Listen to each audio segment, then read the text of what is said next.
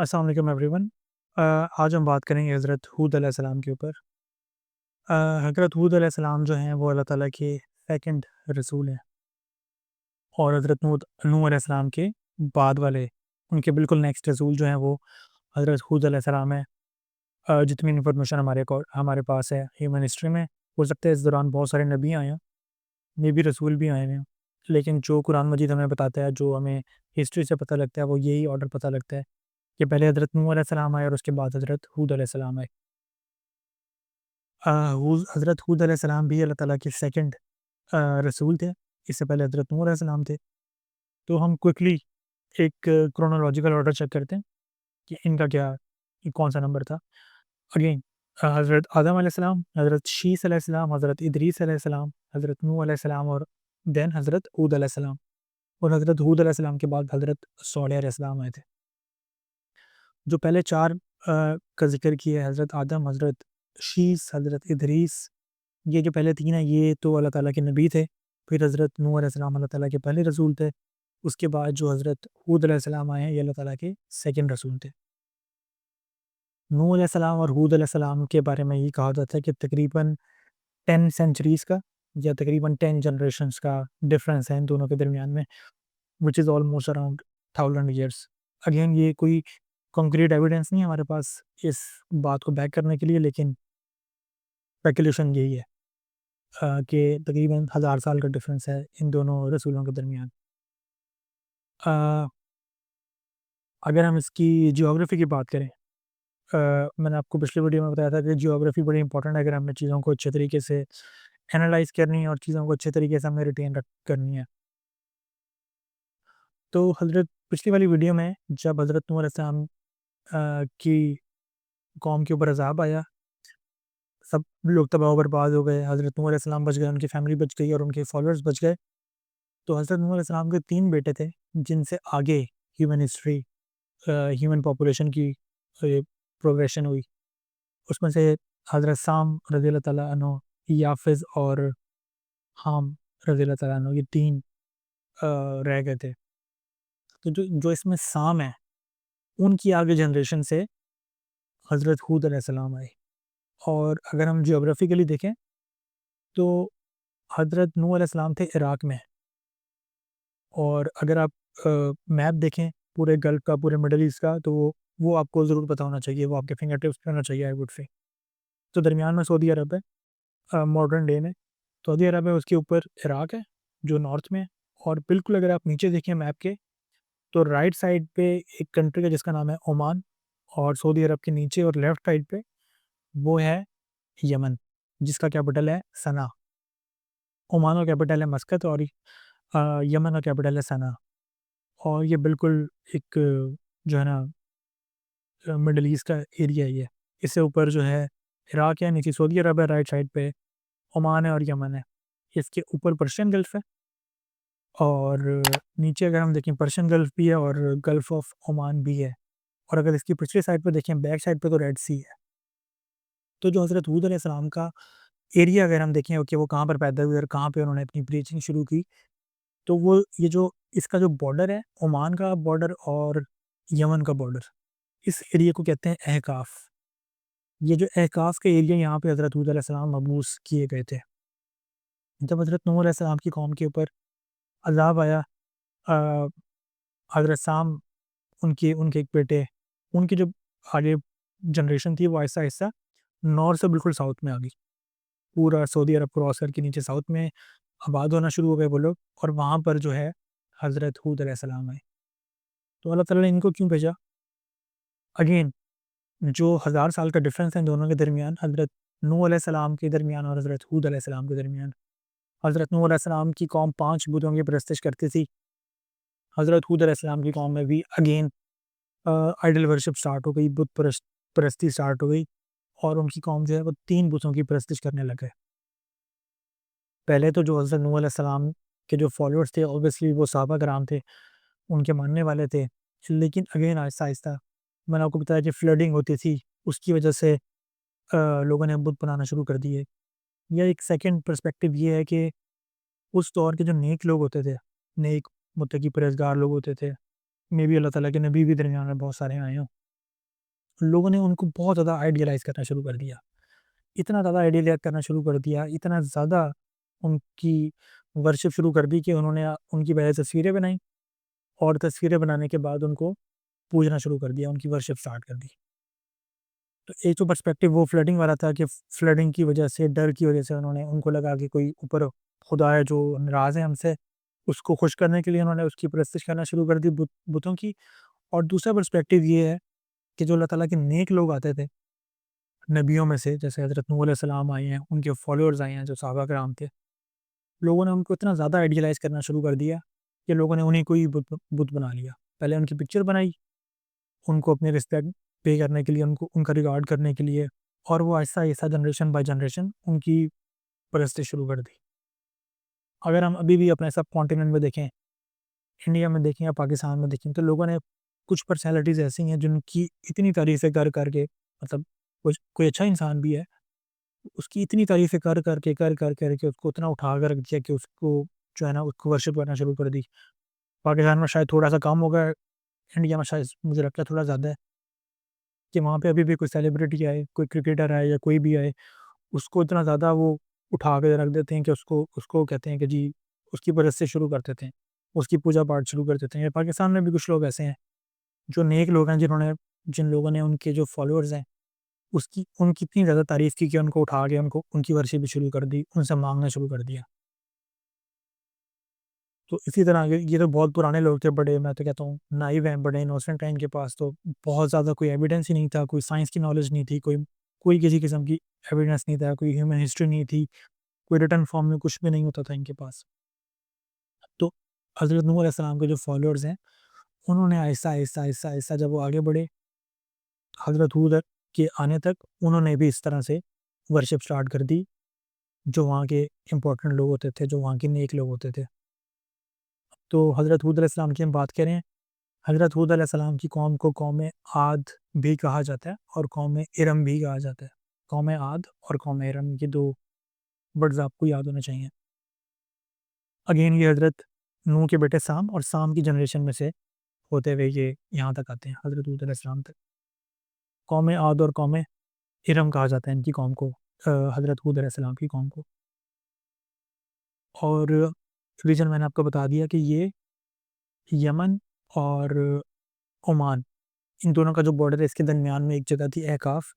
ये सारा वहाँ का इलाका है, बड़ा रेगिस्तानी किस्म का इलाका ही है, डेज़र्ट है ये।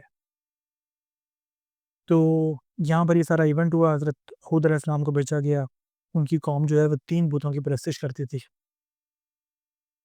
एक थोड़ा-सा एक और मैं आपको इसका व्यू बताता हूँ, क्योंकि मैं साथ-साथ थोड़ी-थोड़ी हिस्ट्री भी हम देख रहे हैं। जो हज़रत हूद अलैहिस्सलाम का टाइम पीरियड है, बहुत पुराना टाइम पीरियड है। हज़रत आदम के बाद जो सबसे इम्पोर्टेंट फिगर आई वो हज़रत नूह अलैहिस्सलाम, फिर हज़रत हूद अलैहिस्सलाम। तो इस दोनों के टाइम पीरियड के दौरान हज़रत हूद और हज़रत नूह अलैहिस्सलाम के दरमियान एक बड़ा इंटरेस्टिंग फैक्ट है। वो ये है कि जो इजिप्ट के अंदर पिरामिड्स हमें नज़र आते हैं, जो आज भी खड़े हुए हैं, वो उस टाइम पे डेवलप्ड हो चुके थे, वो उस टाइम पे बन चुके थे, क्रिएट हो चुके थे। जो इजिप्शियन पिरामिड्स हैं, वो हज़रत हूद अलैहिस्सलाम के दौर के अंदर एक्सिस्ट करते थे। मतलब हैं तो बड़े दूर-दूर, लेकिन मैं आपको वैसे ही बता रहा हूँ कि उस दौर के इंसान भी इतनी ज़्यादा डेवलप कर चुके थे, इतनी डेवलपमेंट हो गई थी उस एरिया के अंदर, उस मतलब उस टाइम पीरियड के दौरान, कि जो इजिप्शियन लोग हैं, उन्होंने पिरामिड्स बनाना शुरू कर लिए थे। तो ये बड़ा एक माइंड ब्लोइंग किस्म का फैक्ट है।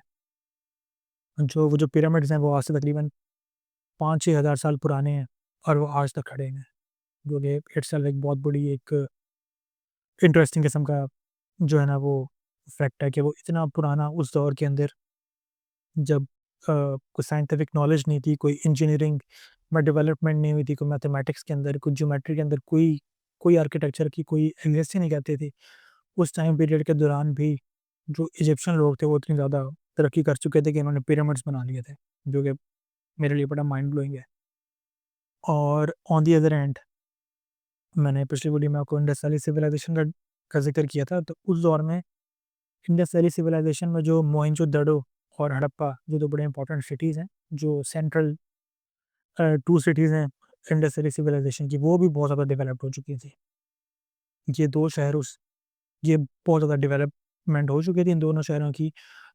जो अभी हमें एविडेंस मिलता है, वहाँ की जो सड़कें हैं, वहाँ की जो रोड्स हैं, वहाँ पे जो घर हैं, उस एरिया में जो ब्रिक्स हैं, ईंटें, जो वहाँ का ड्रेनेज सिस्टम है, वो बहुत जो है ना माइंड ब्लोइंग किस्म का आर्किटेक्चर था और बहुत ज़्यादा डेवलप था उस दौर के हिसाब से अगर हम देखें। उस टाइम पीरियड में भी लोगों ने उस दौर के हिसाब से बहुत ज़्यादा एडवांसमेंट कर ली थी, हालाँकि बहुत ज़्यादा कोई साइंटिफिक नॉलेज नहीं थी, बल्कि थी नहीं बल्कि, लेकिन वहाँ के लोगों ने इतनी ज़्यादा तरक्की कर ली थी। तो ये एक बड़ा इम्पोर्टेंट जो है ना फैक्ट है जो आपको पता होना चाहिए अगर आप हज़रत हूद अलैहिस्सलाम का को पढ़ें, तो उस टाइम दुनिया में क्या हो रहा था, ये बड़ा इम्पोर्टेंट चीज़ है। सिमिलरली जो मेसोपोटामिया का रीजन है, मेसोपोटामिया का मैंने आपको बताया था कि क्रेडल ऑफ सिविलाइजेशन है। तो इस दौर के अंदर इस सिविलाइजेशन के अंडर बहुत सारी सिविलाइजेशंस फॉल करती हैं। मेसोपोटामिया के अंदर बेबीलोन की सिविलाइजेशन है, सुमेरियन सिविलाइजेशन है, अकाडियन सिविलाइजेशन है, इस तरह और भी बहुत सारी सिविलाइजेशन है। तो यहाँ पर भी बहुत ज़्यादा डेवलपमेंट हो रही थी। जो सिटीज़ हैं उर और उरुक, ये बहुत डेवलप हो चुके थे उस दौर के अंदर। तो उस दौर के अंदर इतनी ज़्यादा डेवलपमेंट हो चुकी थी और यहाँ पर भी एक टेम्पल है, मुझे अभी उसका बिल्कुल ज़हन में नहीं आ रहा, उसका नाम बड़ा थोड़ा अजीब-सा नाम है। उर के अंदर वो एक टेम्पल बहुत ज़्यादा बहुत ही माइंड ब्लोइंग किस्म का टेम्पल है। उसका जो आर्किटेक्चर है, बड़ा वेल प्लान्ड, उसका आर्किटेक्चर बहुत आउटस्टैंडिंग किस्म का है, वो भी डेवलप हो चुका था। और ये जो उर के अंदर जो एक टेम्पल सा था, एक बिल्डिंग थी जो अभी भी एग्ज़िस्ट करती है और पिरामिड्स वाली, ये दोनों तो अभी अभी तक एग्ज़िस्ट करती हैं। इतनी पुरानी है और इतनी ड्यूरेबल इन्होंने बनाई है, उसकी उसकी लॉन्जेविटी जो है वो इतनी ज़्यादा है कि अभी तक स्टैंड कर रही हैं। वो 6-7 हज़ार साल हो चुके हैं। इतने ज़्यादा जो हैं वो एनवायरमेंटल अ, इंसिडेंट्स भी हुए होंगे, मे बी सैलाब आए हों, अर्थक्वेक्स आए हों, लेकिन स्टिल एग्ज़िस्ट करती हैं। अब मुझे उसका नाम अभी बिल्कुल ज़हन में नहीं आ रहा, नाम बड़ा डिफ़िकल्ट सा, लेकिन मैं उसकी पिक्चर अटैच कर दूँगा यहाँ पे। तो उस दौर में ये सब हो रहा था। उस दौर के अंदर भी ह्यूमन बीइंग्स इतनी ज़्यादा डेवलपमेंट कर चुके थे। इजिप्ट के अंदर उस टाइम पे एक जो फ़िरौन है फ़रोज़, उनकी हुकूमत थी, वो बादशाह था वहाँ का। इसी तरह उर के अंदर भी उरु के अंदर उर और उरुक जो 2 इम्पोर्टेंट सिटीज़ हैं, इसके अंदर भी बहुत ज़्यादा डेवलपमेंट हो चुकी थी और यहाँ के लोगों ने भी टेंपल बनाना शुरू कर दिया था। तो यहाँ पर एक तरह से बादशाह थे इन दोनों सिविलाइज़ेशन के अंदर। ऑन दी अदर हैंड जो इंडस वैली सिविलाइज़ेशन थी, यहाँ पे कोई हमें कोई बड़ा टेंपल या कोई बहुत बड़ी बिल्डिंग नहीं मिलती। तो यहाँ से पता लगता है कि यहाँ का जो सिस्टम था वो बहुत ज़्यादा आप कह लें काइंड ऑफ रिपब्लिक था।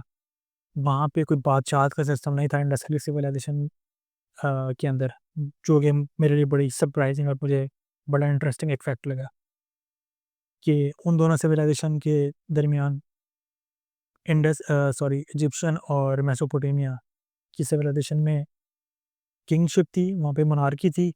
जबकि on the other hand Indus valley civilisation वो काइंड ऑफ रिपब्लिक थी। कंक्रीट एविडेंस नहीं है, लेकिन वहाँ पे हमें कोई इस तरह का बड़ा कोई किंग पैलेस या कुछ इस तरह की कोई चीज़ नहीं मिलती। तो ये बड़ी एक इंटरेस्टिंग का फैक्ट है। हज़रत हूद अलैहिस्सलाम के ऊपर आते हैं।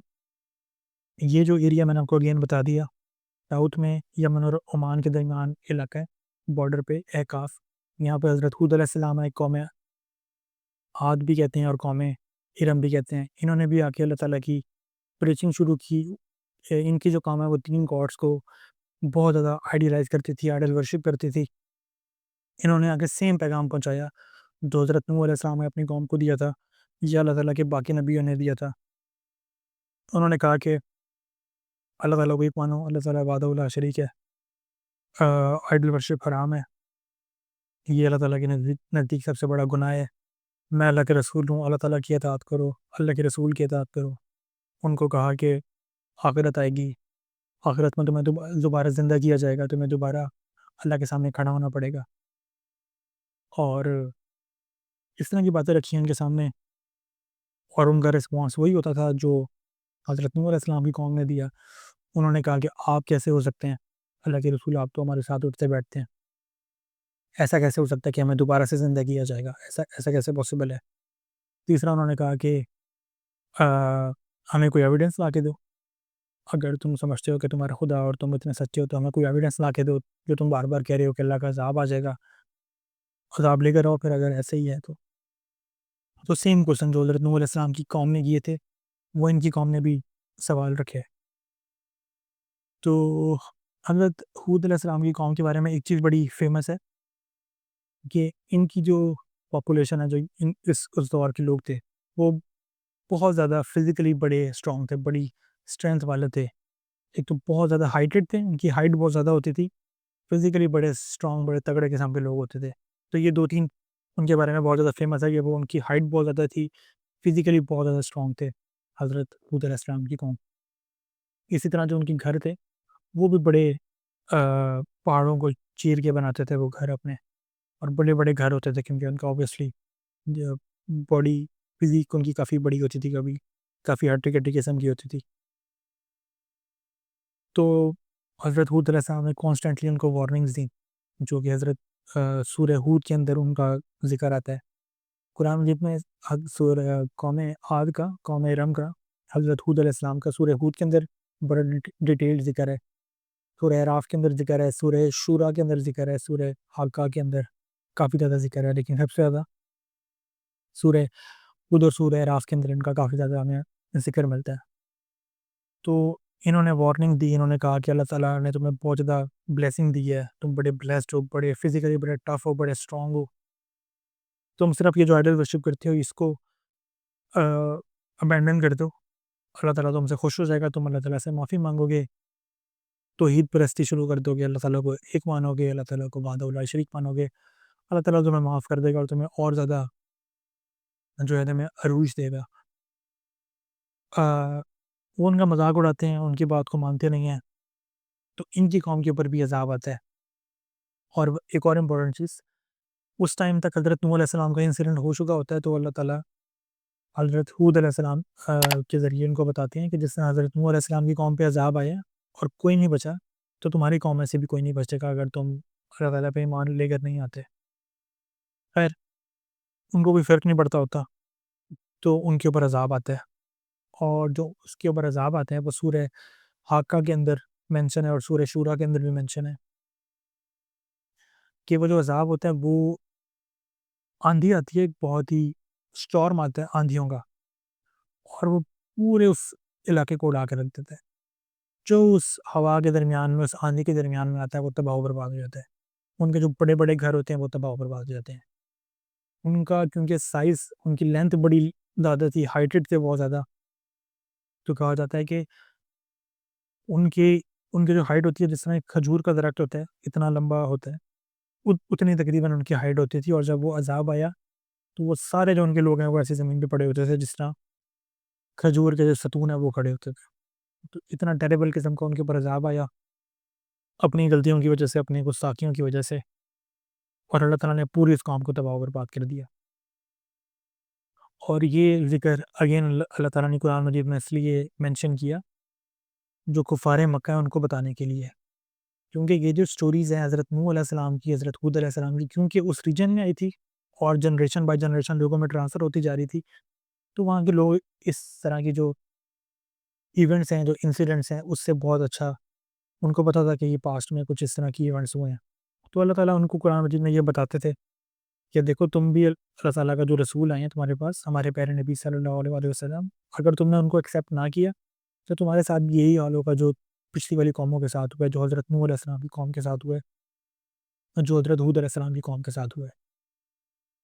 तो ये उनका मकसद था कुरान मजीद में नाज़िल करने का, और अल्लाह ताला बार-बार कुफ़ार मक्का को वार्निंग दे रहे थे कि तुम राह रास्त पे आ जाओ, वरना तुम्हें भी अज़ाब दिया जाएगा। तो ये सारी स्टोरी थी आज की। अ, मिलते हैं आपसे नेक्स्ट वीडियो में। Take care.